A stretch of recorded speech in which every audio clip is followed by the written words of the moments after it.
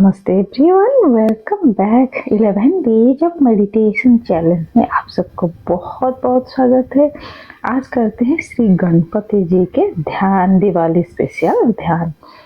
दिवाली उससे पहले जानते हैं श्री श्री क्या कहते हैं दीपावली के बारे में। दीपावली एक प्रकाश का पर्व है। स्वयं के लिए प्रकाश बनो, गुरुदेव श्री श्री रविशंकर जी कहते हैं। हमारे प्राचीन प्रथाओं व अनुष्ठानों में गहरा ज्ञान और अंतर्दृष्टि छिपी है। दीपावली हमें कार्तिक माह में मनाते हैं। हम लोग इस पूरे महीने लोग अपने घरों के सामने दीपक जलाते हैं। इसका एक कारण यह है कि पृथ्वी के उत्तरी गोलार्ध में कार्तिक मास वर्ष के सबसे अंधेरे महीने में से एक है। ये दक्षिणायन के अंत का प्रतीक है। इसका अर्थ जब सूर्य दक्षिण की ओर बढ़ता है तो रोशनी कम होती जाती है। दीपक जलाने का एक और कारण भी है। भगवान बुद्ध कहते हैं अपदीपो भव, स्वयं के लिए प्रकाश बनो। अंधकार को दूर करने के लिए एक दीपक पर्याप्त नहीं है, हर किसी को चमकना चाहिए। भगवान बुद्ध ने संघ क्यों बनाया कि उन्होंने ऐसा इसलिए किया क्योंकि वे जानते थे कि कई व्यक्तियों में ज्ञान जगाने का आवश्यकता है। जब अधिक लोग जागरूक होंगे तो इससे एक खुशहाल समाज का निर्माण होगा। कई जगह दीपावली में काली चतुर्दशी के नाम से भी पूजे जाते हैं या मानते हैं। देश के कई हिस्सों में दिवाली को काली चौदस के रूप में भी मनाया जाता है। देवी काली की पूजा को समर्पित यह त्योहार रात्रि की भव्यता की सुंदर स्मृति दिलाता है। यदि रात ना होती, अंधकार ना होता, तो हम कभी भी अपने ब्रह्मांड की विशालता को नहीं जान पाते।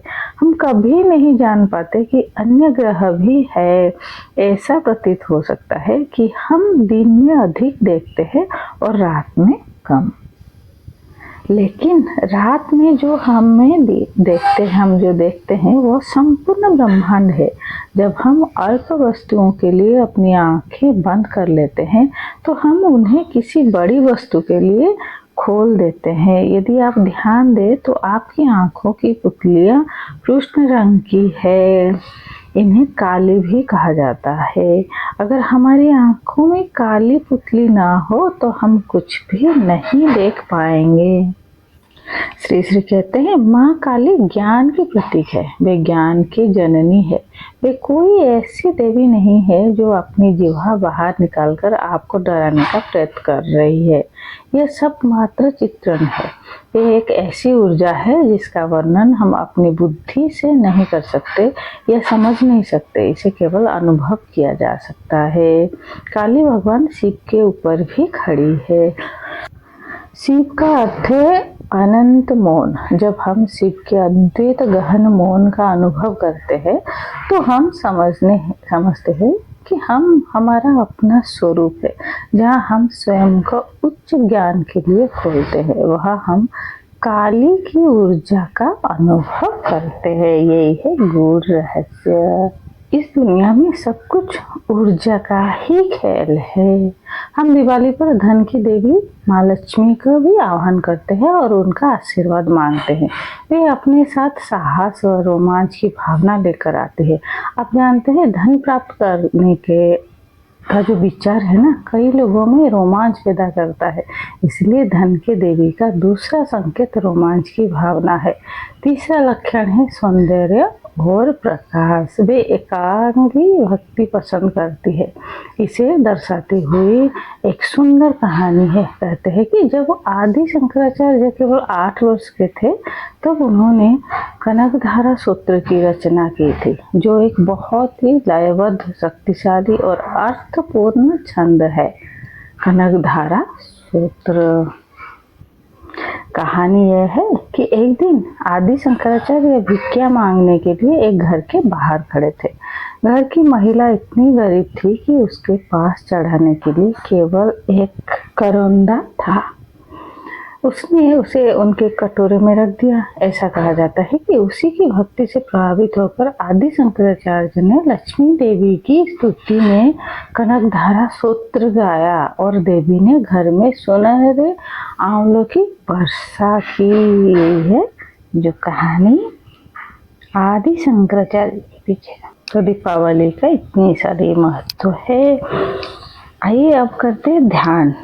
हम माँ लक्ष्मी को पूजते हैं, लेकिन सब प्रथम है गणेश जी पूजे जाते हैं। कहीं कुछ भी पूजा हम करते हैं तो प्रथम किसी का पूजा होता है ना, गणेश जी की पूजा होता है।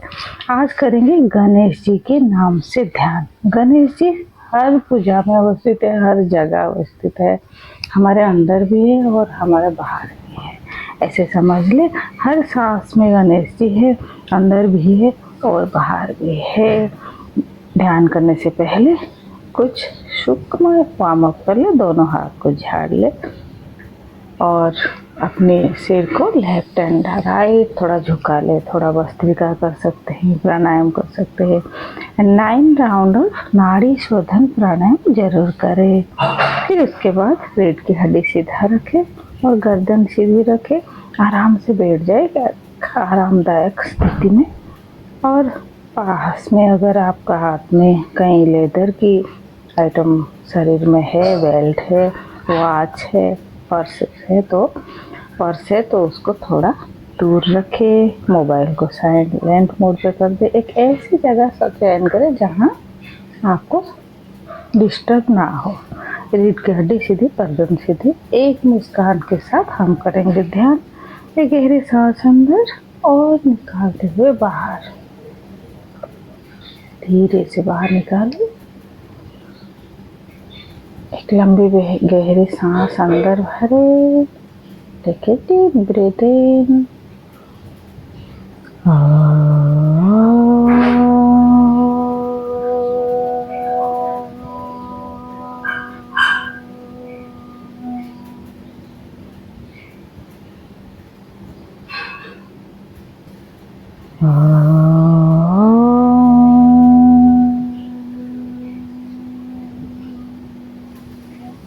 सांस भरे।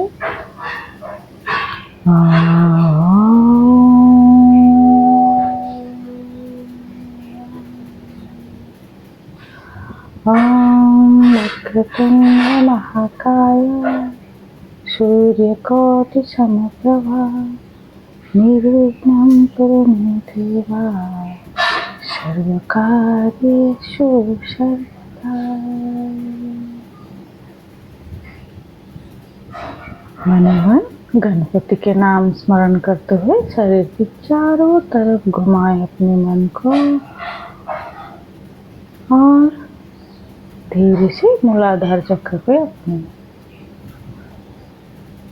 सांस ले आए और ढीला छोड़ दे शरीर को।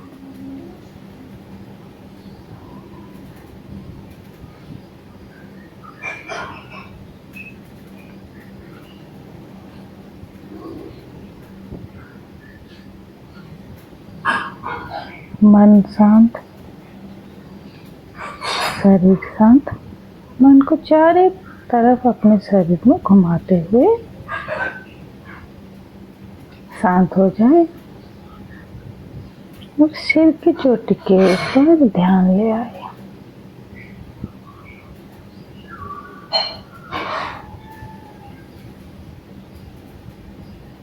महसूस करें ब्लेसिंग्स बारिश जैसे हमारे ऊपर बरस रहा है।